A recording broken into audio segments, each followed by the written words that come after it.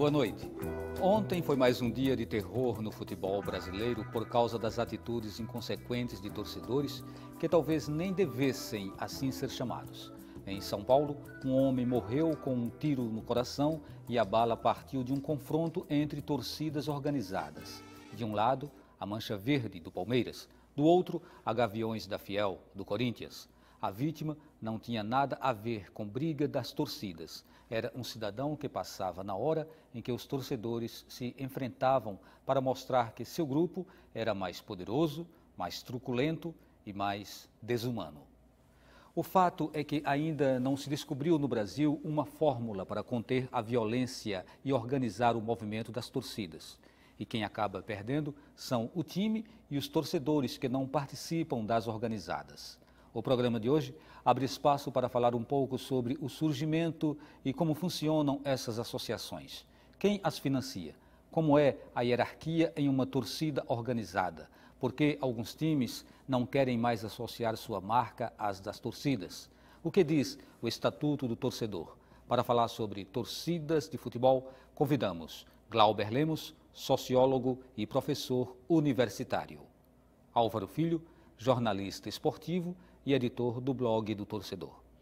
Bem, a gente já fez uma introdução aí e a pergunta que a gente traz para abrir é por que as torcidas brigam tanto? Glauber. Dizer por que as torcidas brigam tanto talvez seja a grande questão, não só para a sociologia, mas para todas as ciências sociais, do momento, porque a partir de um porquê bem definido, né, as motivações, que não são apenas uma, né, a formulação de políticas eficazes, né, nesse combate vai ser mais bem elaborada, né, vai ser mais bem definida, né. Então, eu acho que quando você faz uma análise das motivações, você tem que pegar uma perspectiva histórica, né, trazer para o mundo contemporâneo e fazer uma análise da sociedade à luz dos principais fatores que influenciam comportamentos violentos, não apenas ligados ao futebol, né, mas que também incorporem o futebol. Então, essa é uma análise multifatorial, né, de diversas perspectivas aí, tanto culturais quanto econômicas, políticas, que estão associadas aos comportamentos violentos, né. Então, a gente tem a imprensa, né, quando fala a gente tem uma cobertura meio superficial, né, do que está acontecendo, né? Você citou o confronto em São Paulo, né, das torcidas, e como se tem pouco espaço, né, para se ter profundidade, né, todo dia que você tem um tempo como a gente tem aqui para estar conversando, né, ouvindo outras ramificações da ciência, né, que podem ajudar a gente da academia. A gente tem sempre um recorte muito raso, né, em relação. Então a gente se chama assim, o torcedor, o vândalo, né, o baderneiro, como também fosse uma questão do cara estar indo brigar no estádio, ou porque gosta, eu vou porque eu gosto, ou porque o cara é criminoso, per si, né? E é importante observar isso, né, que tem tem um mosaico, né, de fatores que fazem com que o cara brigue, porque é no futebol também. Porque o cara não briga numa torcida não quero nem dar ideia, mas se o cara está brigando numa torcida de tênis ou de jogo de vôlei e tal, né? Então, assim... A gente está falando de muitos fatores, mas seria interessante talvez a gente traçar alguns desses fatores. Tem visibilidade, por exemplo, né? Então, assim, tem uma camada da população que, justamente por a gente dar essa visibilidade, e ela está invisível em outros momentos, ela se sente prestigiada. Então, o cara se vangloria disso, ele posta na rede social o troféu, né? A visibilidade é um fator, né? A gente não abre espaço para que ele apareça em nenhum outro momento, e ele aparece, né, quebrando ou sendo chamado, ou torcida, né, ele fazendo parte desse grupo. É uma forma de afirmação de individualidades, né, de afirmação das personalidades individuais. Então, na medida em que nós temos uma situação econômica e política que gera diversas formas de desagregação, né, que você tem situações de inserção social que podem ser mais intensas, né, como acontece com a classe média, a opinião pública está desfrutando ali de um cenário mais favorável para ser representada, enquanto outros casos não, você tem níveis de representação inferiores. Então eles vão buscar através de estratégias alternativas, né? Essa é uma das possibilidades, né, de se entender o fato. Não apenas isso, mas essa é uma das alternativas de buscar essa exposição, de buscar essa afirmação de quem eles são perante a sociedade. Ser aceito também por um grupo, né? Aí você falou que isso é histórico, isso vem desde o surgimento do futebol. As torcidas elas já buscam, de certa forma, se organizar, né, como movimento, como representatividade. E essa violência, né, que a gente está falando aqui no início do programa, você já acompanha? Sim, isso tem algumas décadas já que a gente pode traçar não apenas a violência relacionada às torcidas organizadas, mas a própria forma de organização de torcidas, né? No Brasil, a gente tem a década de 1940 como emblemática, né? O surgimento das principais torcidas organizadas. Na verdade, se chamava naquela época torcidas uniformizadas, né? Que eram alguns representantes ali ligados aos clubes de futebol e que organizavam as formas de torcer dentro do estádio. Na década de 1960, nós vamos ter o fenômeno mundial, né, se destacando primeiro na Inglaterra e em alguns países europeus, do hooliganismo, né, que é uma forma de organização de torcidas organizadas para práticas delinquentes, né? E nos anos 1970 e principalmente final dos anos 1980, isso explode no Brasil. No início dos anos 1990, nós temos aquela grande briga entre torcedores palmeirenses e são paulinos, se eu não estou enganado, num jogo da Copa São Paulo, de futebol júnior. Tem uma cena, né, que o pessoal usa equipamento fotográfico para bater. Uma barbárie, né, completa, né? Mata o outro com o monopé, o tripé do fotógrafo. E aí isso explode mais como um problema social, né? Um problema social relacionado a comportamentos violentos na imprensa. É preciso lembrar também que o futebol é um negócio, né? Nós temos empresas, temos patrocinadores, e esses patrocinadores não querem a imagem deles associadas a comportamentos violentos, a explosões de violência, como acontece ainda hoje. O futebol também, ele é uma ferramenta de violência social, no sentido que quando ele começou a se organizar como jogo e não como uma atividade lúdica, né? O futebol era uma atividade lúdica, né? Quando ele começou a se inserir nessa composição da Revolução Industrial, de ser colocado como uma atividade que tem regras, que tem limites, que tem ordenamento, né? Tem especialidade, né? O futebol não tinha uma especialidade, mas começou a ter. Ele passou a ser utilizado na época pelo Império Britânico como uma forma de formatação social, né? Não à toa as ex-colônias demoraram a aderir ao futebol, né? Então, assim, porque a Austrália não gosta de futebol, porque a China, porque os Estados Unidos têm aversão ao futebol, porque, enfim, a Índia, porque onde os ingleses chegavam, eles utilizavam também aquele... Então, tem uma composição também da violência inerente ao futebol como uma ferramenta de imposição. Certo. Álvaro, quando as torcidas surgem, me parece que elas são tidas como algo muito importante, muito relevante para os times de futebol, né? E até devem ser, né? Analisando friamente, essas torcidas elas devem ser importantes. Talvez a forma como elas estão se manifestando é que acabe maculando a imagem do clube. Mas elas devem ser importantes. E a pergunta que eu coloco elas são de fato necessárias para o futebol? É importante que haja as torcidas organizadas. As torcidas perderam o bonde da história e enveredaram para um outro campo, que não aquele que deveria realmente ser esse de favorecer, de apoiar o seu time? Elas ainda existem. Foi citado aqui na Inglaterra como um fator de organização. Então, assim, o cara vai... Hoje mesmo eu estava vendo um grupo para acompanhar o jogo do Náutico contra o Salgueiro lá. Então, não é o clube que organiza isso, essa viagem. Não é o clube que bota um ônibus, que aluga um ônibus, que faz que convoca a torcida. É uma torcida uniformizada, organizada, ou uma torcida, ou um grupo que coloca isso, né? Que faz dessa forma. Em alguns lugares, os clubes já estão tomando esse tipo de iniciativa, mas é interessante dessa forma. Quando ela começou como torcida uniformizada, era uma torcida que tinha o uniforme, né, para dar o sentido visual no estádio, tinha as músicas, né, que eles puxavam e cantavam. Algumas torcidas ainda são assim meio tem esse sentimento meio infantil ainda, né? Que a gente fala de torcida organizada, mas os clubes têm 5 ou 6 torcidas, mas que elas mantêm ali com um número pequenininho, tocando a música, tem o hino do clube, não tocando o hino da torcida, não se vestindo com o uniforme da torcida. Então, eles têm um sentido.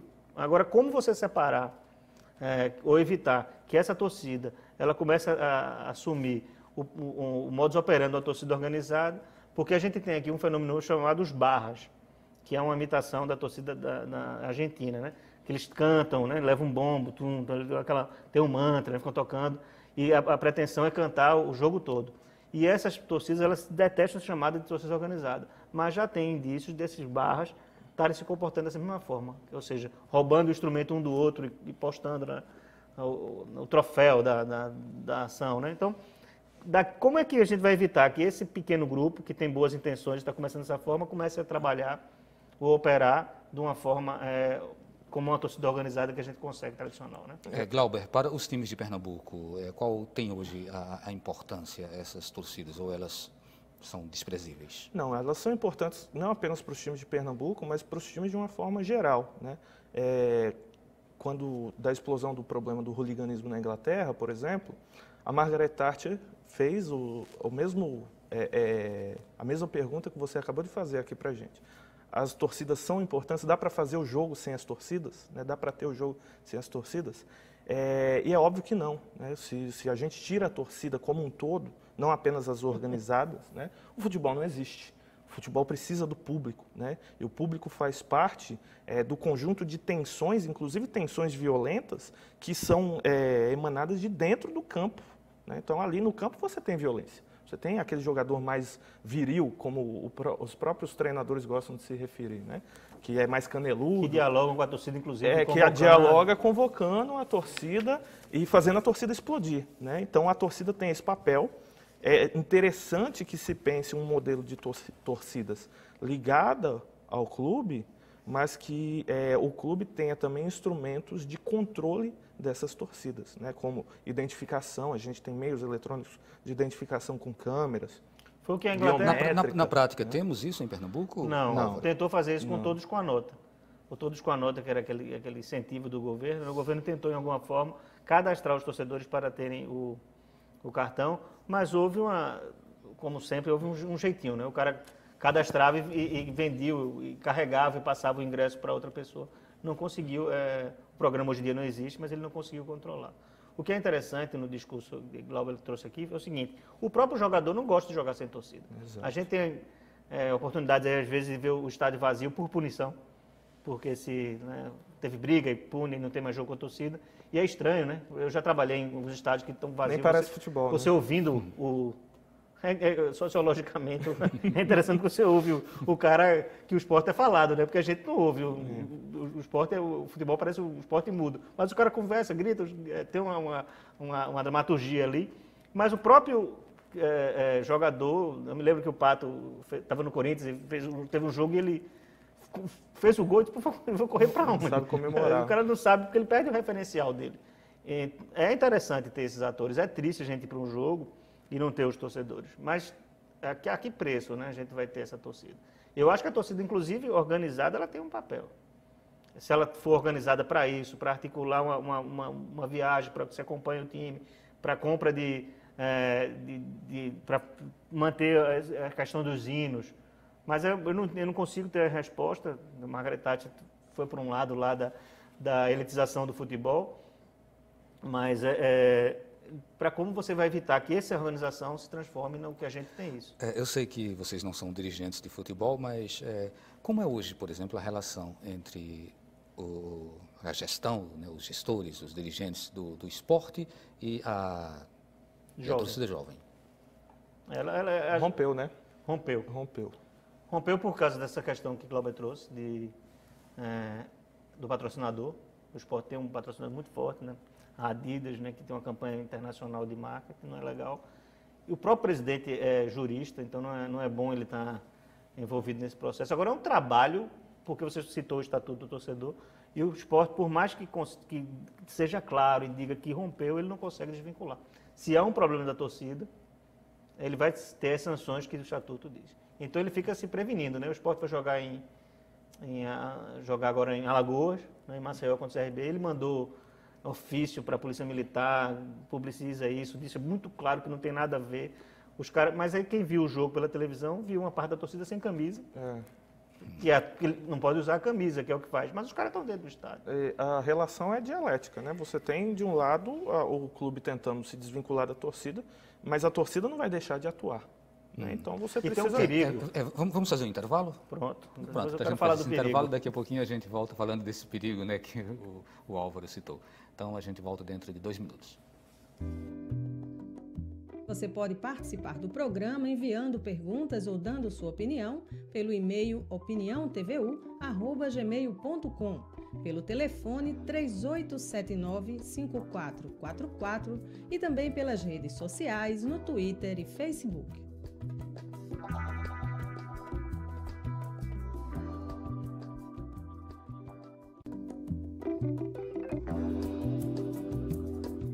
Estamos de volta com o Opinião Pernambuco, hoje com o tema Torcida de Futebol. Participam do programa Glauber Lemos, professor e sociólogo. Álvaro Filho, jornalista esportivo e editor do blog do Torcedor. Bem, a gente estava falando no bloco passado sobre a ida do Sport até Maceió para jogar contra o CRB e de repente o Álvaro disse, tem um perigo também. Perigo. E a gente deixou o perigo no ar e agora ele vai dizer que perigo é esse. Não, tem a ver inclusive com o próprio esporte, né? Como os clubes hoje em dia eles têm uma eleição direta, né? Os sócios votam, né? Pode ser votado. Há um movimento de torcida organizado no esporte, isso acontece, de integrantes da torcida que se associam e outros integrantes que se associam para que na eleição eles consigam ter, se não agora, imediatamente, um presidente, mas eles consigam ter poder político, conseguir indicar um diretor, conseguir indicar um membro da torcida. Então isso tem acontecido silenciosamente, o esporte já entendeu isso, né? O presidente andou expulsando alguns integrantes que tinham a ficha suja, e o Estatuto previa, mas tem outros, lá centenas de outros, que não têm, que estão ali, não têm esse nome vinculado e podem votar e ser votados. Certo. Álvaro, para não dar a impressão de que a gente trouxe um torcedor, né, caracterizado, né, de blusa quase rubro-negro, né? Muito embora essa calça seja um... Quando eu vi, mas não é nem meu time, escuro, viu? Inclusive. E assim, a gente fez um convite para representantes de torcidas organizadas. A gente teve dificuldade na elaboração, na formulação desse convite, né? O pessoal ficou meio reticente e tal, enfim, e acabou a gente chegando no dia do programa e não tivemos a confirmação de ninguém. Mas aí eu tinha perguntado também no bloco anterior sobre a relação de torcidas com os times daqui de Pernambuco, mais particularmente Sport, Santa e Náutico. A gente falou sobre essa relação com o Sport, eu queria que a gente também falasse um pouco sobre a relação das torcidas com o Santa e depois com o Náutico. Você poderia falar, Glauber? Pelo que eu vejo, de forma geral, há uma tendência aqui em Pernambuco a eles se distanciarem um pouco, né? Marcar distância, os clubes marcando distância em relação à torcida.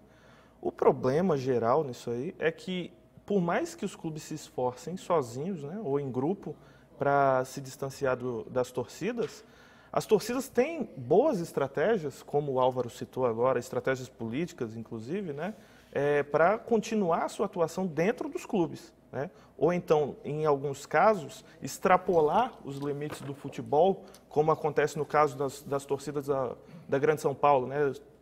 São Paulo, Corinthians e Palmeiras, que se tornaram escolas de samba, tem uma série de movimentos ali voltados para a comunidade, então tem aula de informática para a criançada, tem um monte de coisa nesse sentido para atrair gente, para dar força, para dar representatividade, no final das contas, para a torcida. Né? Então você tem essa relação dialógica, né? Não é dialética, dialógica, os clubes tentando, por um lado, evitar a torcida, de se distanciar da torcida, marcando presença como um clube transparente, como um clube que não incentiva esse tipo de prática, né? Evitando, por exemplo, o que era muito comum até bem pouco tempo, a apresentação de jogador botava um bonezinho da torcida organizada. Né? Isso aí os clubes estão tentando evitar. Eles tinham a sede dentro da sede também. As torcidas tinham a sede dentro da sede do Álvaro, clube. A gente teve essa visão aí do sociólogo Glauber, né? Muito interessante.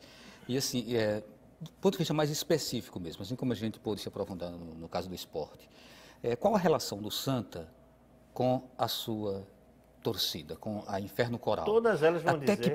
Até que ponto, por exemplo, a morte do torcedor Paulo Ricardo, né, lá, acho que foi 2000 e... Foi no ano passado, né? Ano retrasado. Ano retrasado, né? Resultante daquele arremesso, né, do vaso sanitário. Até que ponto um ato como aquele acaba maculando e acaba distanciando essa relação entre o clube e a torcida? Qual foi o ônus que o Santa teve que pagar por conta daquilo? Foi muito baixo, né? Pequeno. O Santa ficou alguns jogos sem jogar no Arruda. A punição deveria ser maior, né?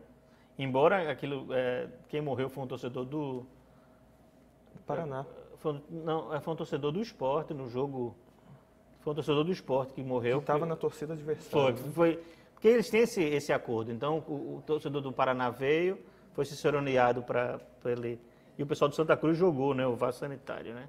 Mas quem morreu foi um torcedor do Sport. A torcida do Santa Cruz, especificamente, todos os dirigentes vão dizer que estão distanciados. Porque o Ministério Público não permite não permite que você conceda os ingressos, como era antigamente. Tantos ingressos eram para a própria torcida. Eles agora, em tese, têm que comprar.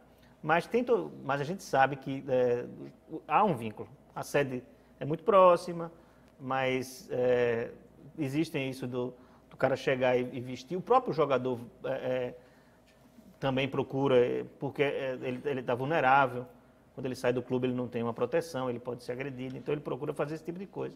Mas o Santa Cruz foi muito pouco punido, né? A punição foi muito pequena, 10 jogos, para esse tipo de E ele tenta utilizar, como o Sport faz muito bem, disso de se proteger. Eu não tenho nada na minha sede, eu não tenho nenhum tipo de...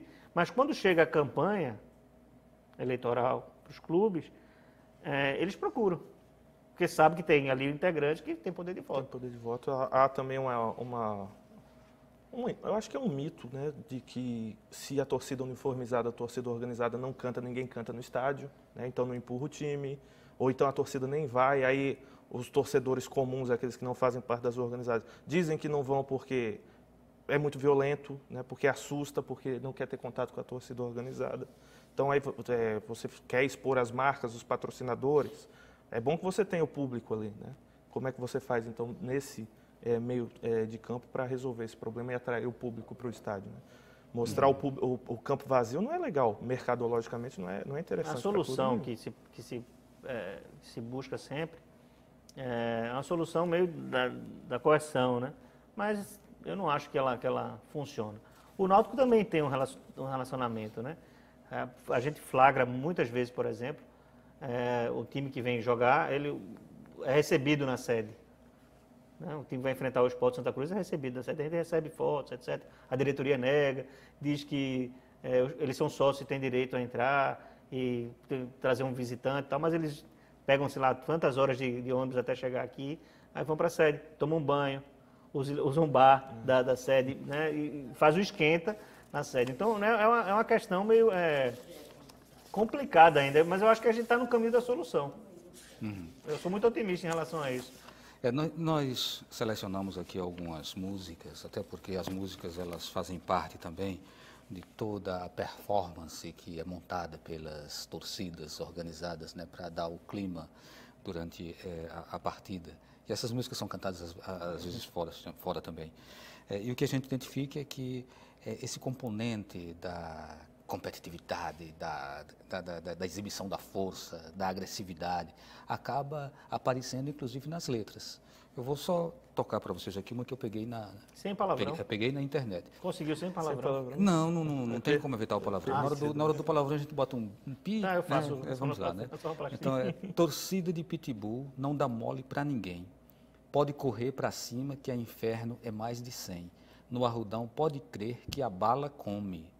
Nós somos Santa Cruz e honramos nosso nome. Faz cara feia, mete o dedo no pi, mas não mexa com a inferno torcida de pitbull. Esse tipo de letra, de certa forma, não incita a violência, Glauber? Certamente, né? Certamente incita a violência. E aí está um traço cultural bastante significativo de como se dá a sociabilidade violenta no âmbito dessas torcidas, né? Você tem aí todo um contexto de afirmação de masculinidade, né? De afirmação de um ethos guerreiro que busca justamente esse confrontamento direto, né? Esse embate com o inimigo e através do triunfo, né? Você tem o reconhecimento social. Então, voltando para aquele tópico que nós falávamos no bloco anterior, né? Você consegue, nas redes sociais hoje em dia, expor o seu triunfo, expor a sua vitória. Cabeça. Diante do outro, né? Você se torna reconhecido, né? Usa a camisa da Jovem e faz medo na rua, usa a camisa da Inferno Coral. Que é proibido, né? E faz medo na rua. Não pode, em tese, ninguém poderia estar usando nenhuma alusão às torcidas. A polícia deveria, ao reconhecer a pessoa, pedir para retirar. Não é só em dia de jogo. A determinação do Ministério Público é essa. Eu tenho curiosidade, algum momento falou o nome do Santa Cruz? Nessa daqui, não. É porque isso é o grande diferencial da torcida organizada. Eles cantam para eles e contra as outras torcidas. Às vezes a outra torcida não está nem envolvida, mas eles cantam lá e fazem referência aos outros, né? E a ele mesmo. Em nenhum momento eles valorizam, ou desvalorizam a marca, inclusive, porque eles não falam da marca do clube, né? Mas falam, aqui falou sim, nós somos Santa Cruz e honramos nosso nome. Agora Nessa sim, falou. no finalzinho, né? No finalzinho. E também tem todos esses símbolos, né? Somos a Inferno Coral, tal, que identifica essa torcida. Daqui a pouco eu vou puxar a letra de um outro time também, que também não fica muito diferente, também, não, né? Não é muito diferente, porque o palavrão também é muito fácil de rimar.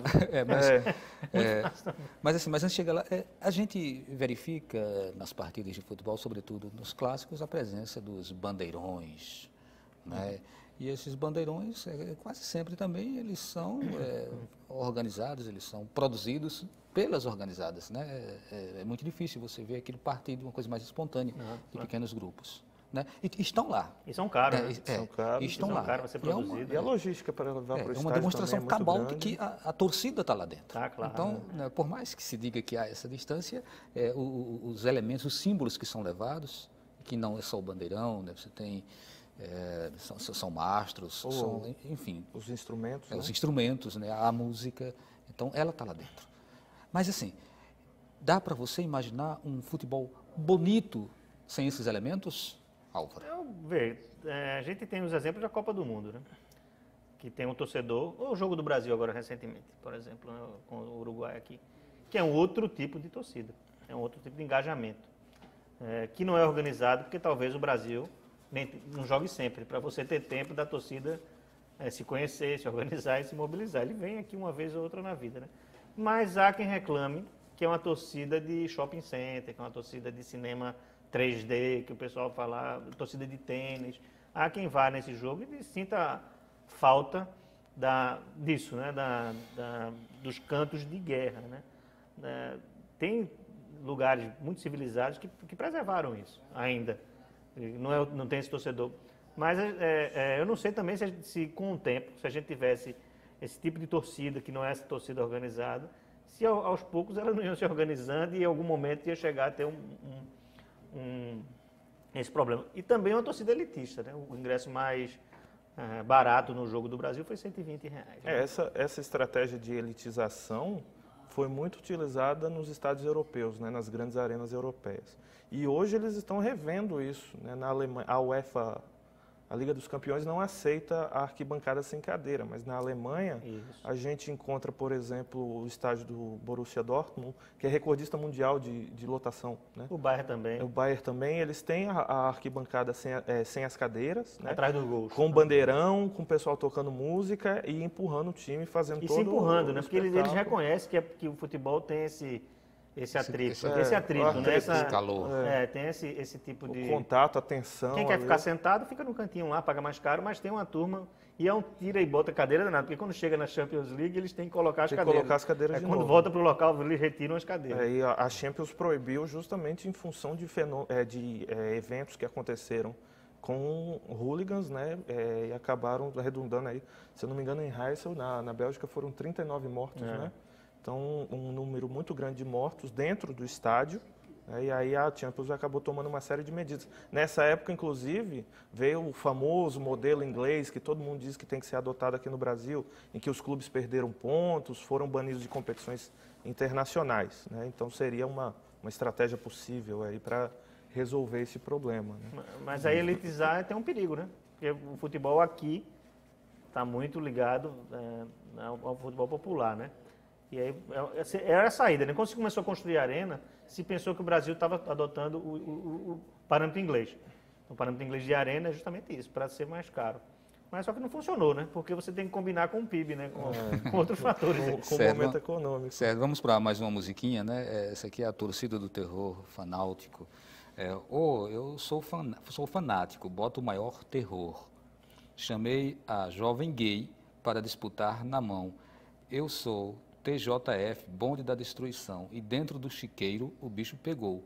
Invadi o arrudão, soltei rojão na inferno, e com meu exército vermelho fiz a mundiça chorar. Corre, corre, jovem gay, chegou o seu pesadelo.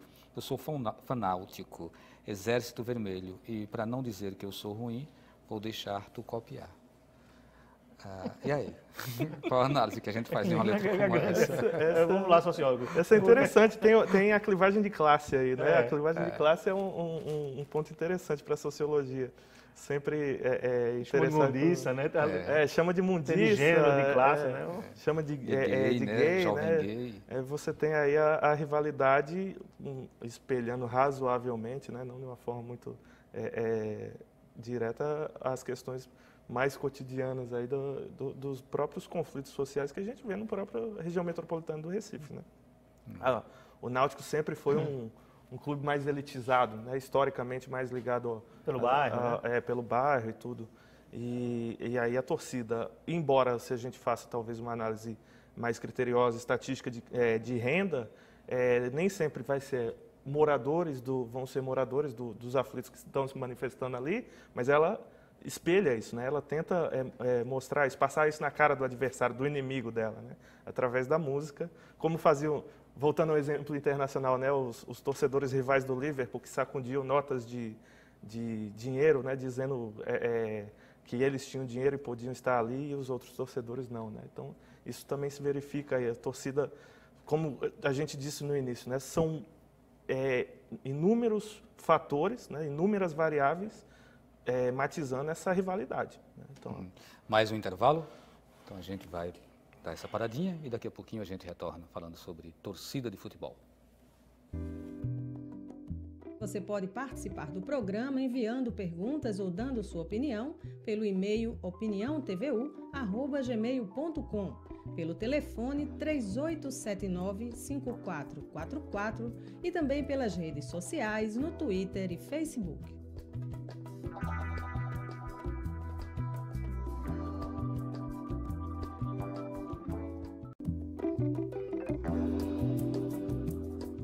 Estamos de volta com o Opinião Pernambuco, hoje com o tema Torcida de Futebol. Participam do programa Glauber Lemos, sociólogo e professor universitário.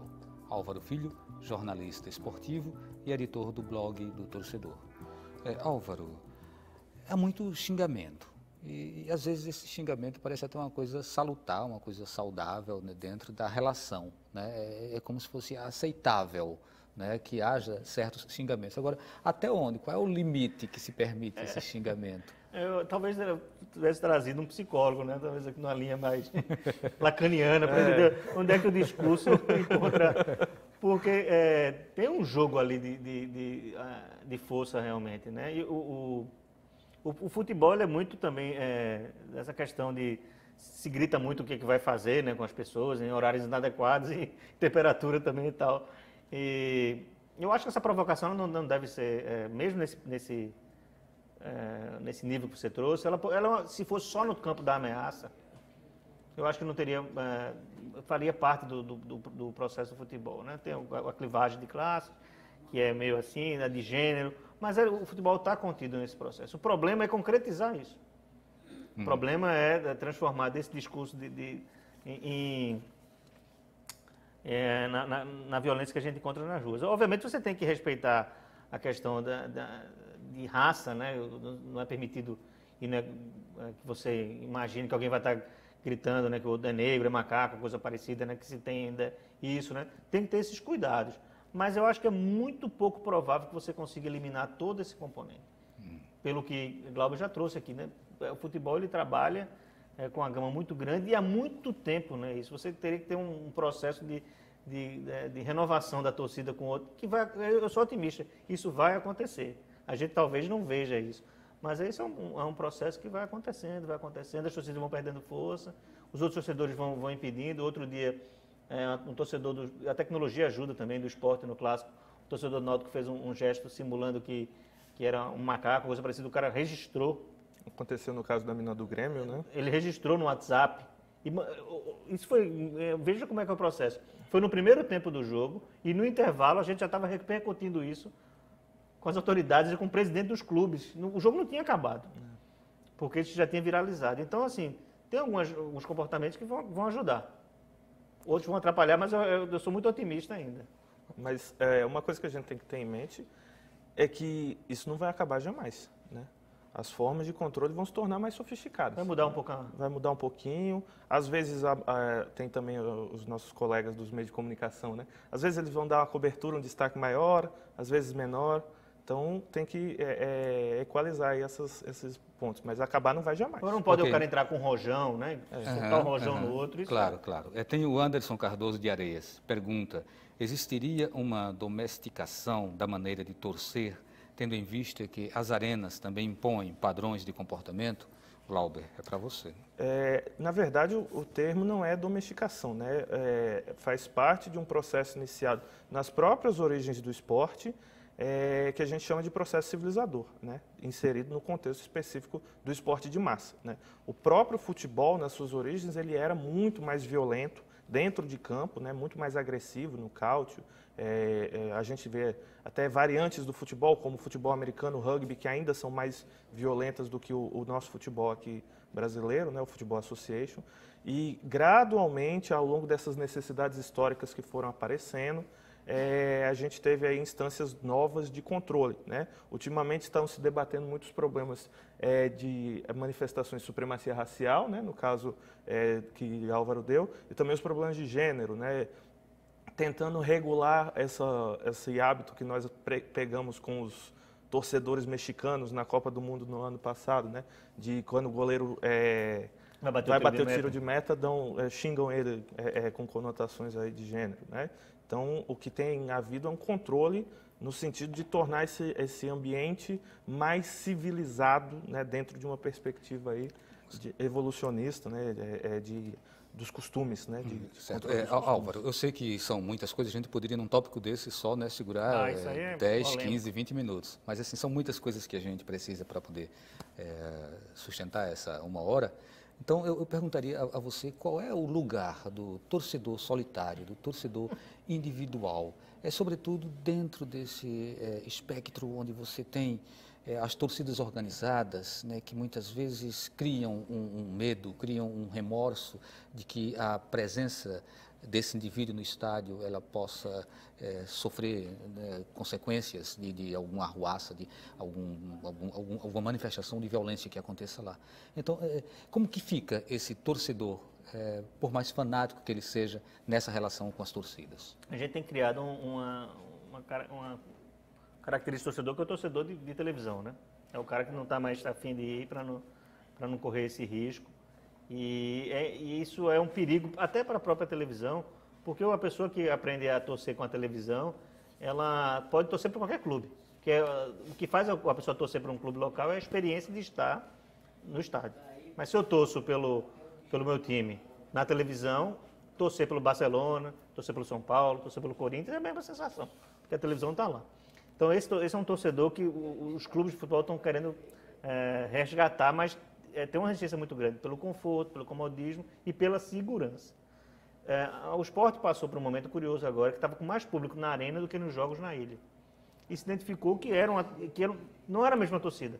Eram torcedores que tinham ido pela primeira vez a novidade, tinham gostado da segurança, tinham entendido que ali, mesmo pagando mais, era um serviço que ele tinha e se sentiam mais à vontade e não estavam mais indo ao campo dele, né, a Ilha do Retiro.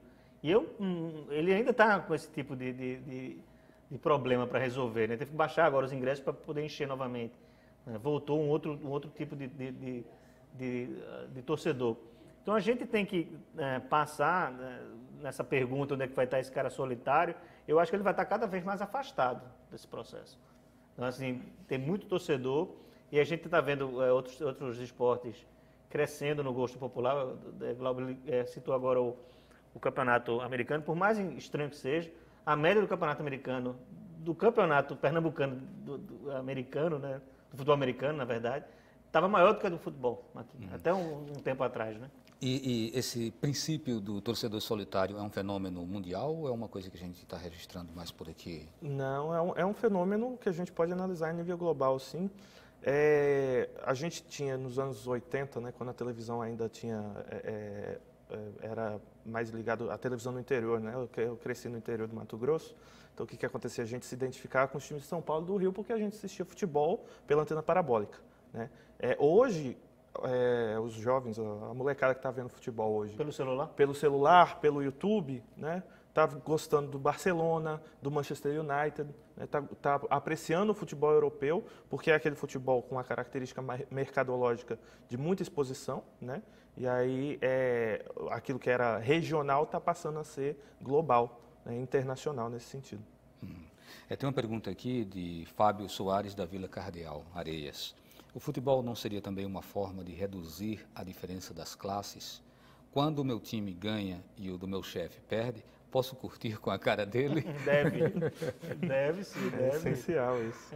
Agora quando ele ganhar também, aí você leva, vai ser maior, né? Esse é o problema. Leva um presentinho para o chefe. Ainda é uma atividade democrática nesse sentido, ainda é. Ela rompe com hierarquias sociais. Claro, para quem sabe curtir o futebol dessa forma, de entender que é uma atividade que você pode... Porque o futebol não é só o jogo, né? É o tempo que você passa antes, é a discussão. A resenha. A resenha. Toda vez que eu encontro meu pai, ele pergunta, o que está acontecendo? E eu tenho que explicar, né? Contar essa história para ele. Então, o futebol ele tem outros momentos. E é isso que é interessante você... E a gozação faz parte. Eu acho que a gozação sadia com o chefe... Eu realmente, como as pessoas que trabalham comigo, né, lá no blog, tem um time diferente, eles gostam muito da minha cara, não tem nenhum problema também. Eu levo isso bem à vontade, não tem problema não. Certo. Álvaro, o Ministério do Esporte, ele chegou a criar um manifesto, né, em defesa da paz, né, nos estádios. E envolveu torcidas organizadas, muitas dessas torcidas acabaram assinando também esse manifesto, e que pede, entre outras coisas, o respeito à defesa do estatuto, respeito e defesa ao estatuto do torcedor. Esse estatuto, ele está realmente sendo incorporado pelos torcedores ou ele representa uma ameaça e algo desprezível? Enfim, qual é a relação hoje do torcedor com o estatuto? O torcedor acho que não tem nem conhecimento do estatuto, né? E ele é muito superficial. Assim, não pode alterar o local do jogo por tantos dias de antecedência, não pode isso, uma coisa muito superficial. E quando tem motivo de força maior, ele permite que se altere. Então, o torcedor ele está fora desse contexto. As torcidas organizadas elas vão assinar os documentos todinhos. Aliás, as torcidas organizadas elas podem ter até pessoas dentro dela, na organização, não quiseram aparecer aqui, mas são pessoas que estão interessadas, inclusive, que isso não acabe, porque é um negócio dela. Mas ela não tem como controlar os outros entes, né? O torcedor ele não pode se fiar, infelizmente, no estatuto. O estatuto do torcedor hoje pune o clube, porque é uma entidade organizada, mas ele não necessariamente protege o torcedor. Então, quando a gente diz que tal clube ficou sem jogar, teve que inversão de mando de campo, baseado no estatuto do torcedor, na lei do estatuto, mexeu com o clube. E, aliás, alguns torcedores vão até ser punidos, porque o cara vai ter que jogar na Paraíba, vai jogar no interior do estado. O torcedor mesmo, pode ser até que ele não vá ao estado. Então, mas o torcedor conhecer o seu direito, o que está lá no estatuto, que ele pode trocar o ingresso, que ele tem um seguro. Mas o estatuto é bom? Ele é bom na teoria. Ineficaz? Ele não pegou ainda, e talvez não pegue. Porque a gente tem uma norma aqui que, quando acontece uma tragédia ou coisa parecida, a gente faz um negócio muito rigoroso. Mas tão rigoroso, que a gente mesmo não consegue cumprir.